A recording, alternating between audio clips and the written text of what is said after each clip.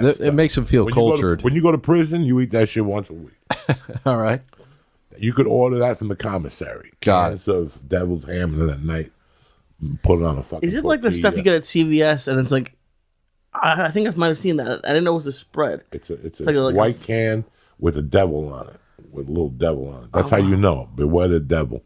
That devil got into me this morning like The Exorcist. I'm surprised my head didn't spin. He was trying to tear through Jesus fucking Christ! It was bad. I went to sleep about 10:45, and I got up at 12:30 exactly. Jeez. Jumped in the shower, shaved, got out, had some chicken soup, and made it hit by one. Took two bong hits. Yeah, I was surprised I didn't get a call from you today. I was like, oh, I wonder what's going on. He must be busy. No, yeah, I was out cold. He was busy surviving, it sounds like. I got a big day. You know, I got spots at the store. I got that. I'm like, this is the last day you really want to fucking get sick. So, yeah. This is it. So, Thursday night, huh? Thursday night. 1 hour. Yep, going to do an hour. And, yeah, I mean, it's hard for me to get opportunities to do extended time, especially in LA. So, I kind of been talking to, Brenton over at All Things Comedy about trying to work something out. And he hit me up a couple weeks ago and was like, hey, we got this date at the Comedy Store. Would you want to do it then? And I said, sure. So going to get a couple cameras and just try and catch some of that magic. Because, the Comedy Stores, it's an incredible lineup every night. Did you start in Kansas City? Yeah, I did. Time on stage. Yeah, I did. I did open mic in Kansas City for like 2 years when I was in college at Stanford and Sons in down in Westport in Kansas City.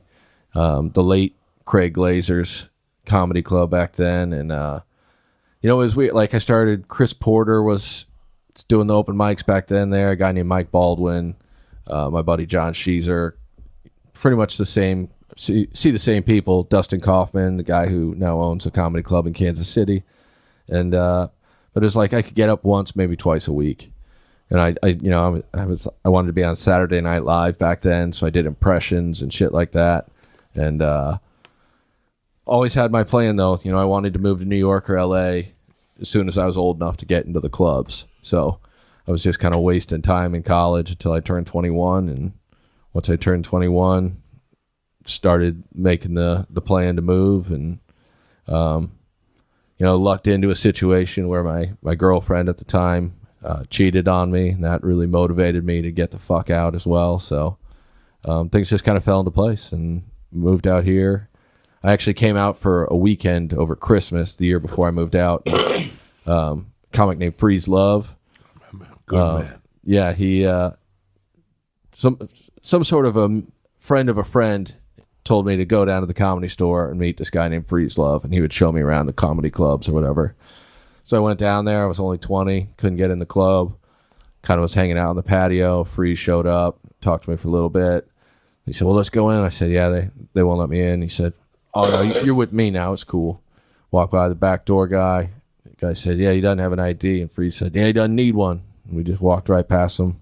They let me in, performed in the belly room. I was hooked. I'm like, oh, this is... Oh, you did perform? Yeah, they let me perform. I did like 7 minutes at the end of a show up there, like right around midnight or something. 10 people, and never even went to New York. I was so enamored by Los Angeles in end of December. It was like 75 degrees. I'm just loving it. Got to perform and moved out end of the following summer. Came out, I was still 21. Started working the door. I did open mics at the Comedy Store, the Laugh Factory, all that bullshit. What year was this? 2002. Okay. So, I do the sit outside all day waiting to do the open mics, and Ren Azizi and Eleanor asked me if I wanted a job there, and started working the door there. And then I was working the door there. What a great door staff. 6 nights a week. And that was my all-time favorite door staff. Yeah. It was a good crew. Me, Ari, yeah. Skippy Simon, my God. Ren Azizi. Cap, yeah. Cap. Yeah. Duncan was the talent coordinator. Duncan was the talent coordinator. Duncan, when I got passed, when Mitzi passed me, it was a complete fluke. I'd worked the door there for maybe 4 months. I had like maybe 5 minutes of okay material. but Mitzi just saw something and was like, "Oh, you're a regular." But I was showcasing to keep my job as a doorman, so I didn't even think like, "Hey, I might become a paid regular tonight." And Duncan was sitting with her because Duncan's the talent coordinator. Duncan was the talent coordinator. So Duncan comes down. "Hey, man, you did great, man. Mitzi wants you to be a regular." And knowing Duncan, I'm just like, "God damn it, Duncan's fucking with me." And so I truthfully didn't think it was real at all. Like at no point was I like, this might be legit. It's just like, still fucking with the new guy. So and he's like, "Yeah, call in your avails tomorrow." I'm like, "All right, man." And then the next day, the Comedy Store called me and they said, "Yeah, you gonna put in your avails?" I was like, "What? This is real?" And then Duncan was like, "Why'd you think I was fucking with you?" I go, "'Cause you're Duncan. You're Duncan Trussell. Why wouldn't I think you were fucking with me?" And then Mitzi gave me a spot immediately opening the show and then just bombed so hard for 8 people or whatever the first night. Was she in the room? No one was there. Yeah, thank God. Yeah, I just remember I did my 5 minutes and then I'm just trying to throw shit at the wall. And as soon as that light came on, I was so excited just to bring up Argus and not have to perform anymore. And then Argus, "Oh, wow, we bring up a lot of young pups here at the club." And, tried to smooth things over, basically being like, he's a kid, give him some slack. At that time, he had seen it all. Yeah. Like at that time, he had seen it all. Like, and I talked to him a bunch because, I was a door guy. So, he'd get there 15 minutes before a set and tell us old stories and stuff. So he covered for me. And then Mitzi would just give me opening spots for the first year or so.